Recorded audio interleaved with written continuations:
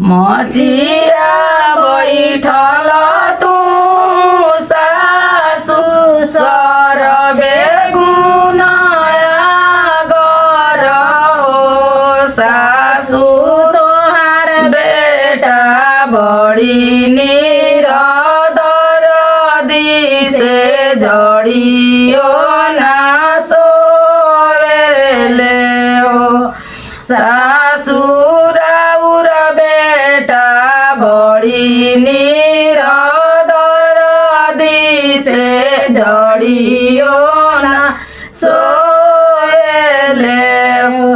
आताना बचन सासु सुनेली बेटा के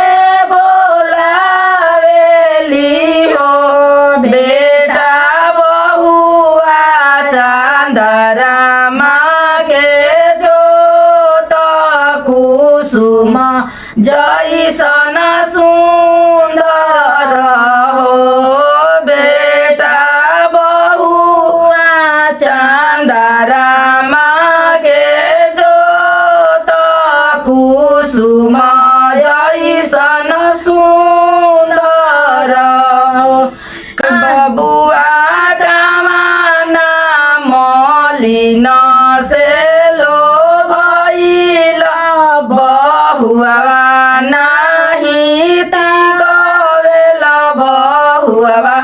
नाही तिकवेल बेटा नाही जाल हुनुका से जड़िया त मुख हुना बोलेल का हम कहीं मोरे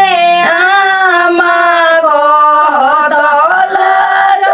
लागेला हो आमा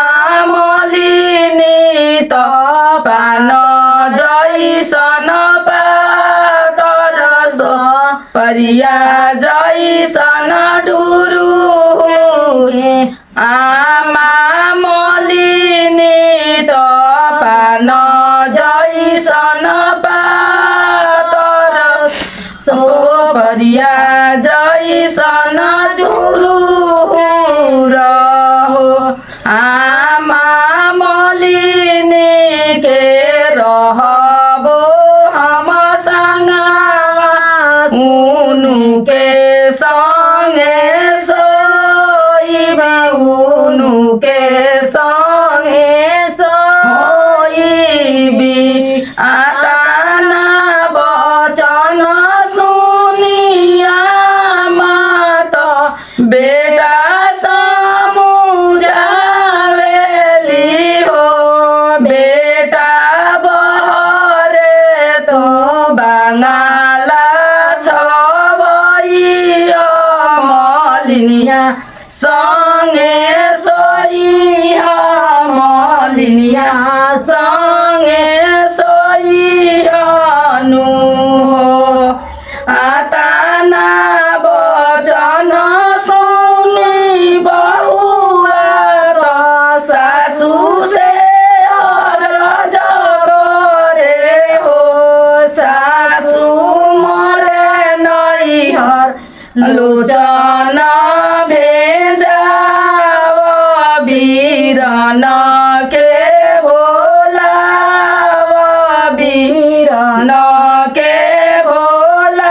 बोलावनु हो सासु चली जइबो अपना नैहरवा ससुरवा नाही रहबी ससुरवा नाही रहबी तू ही मोरे बहुआ से बहुआ तो तू ही लौला रही तीनी तू ही दूर रही तीनी हो बहुआ चारो कोने काटवा बिछाई तू मलिनिया नाही आई न मल दुनिया नहीं आनी हो आता ना वचन सुनी पियावा के मन में जलन भइले मन में जलन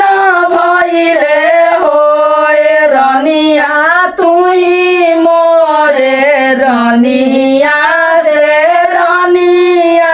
तुही लक्ष्मीनिया तुही लक्ष्मीनिया नु हो रनिया तोहरे के लेके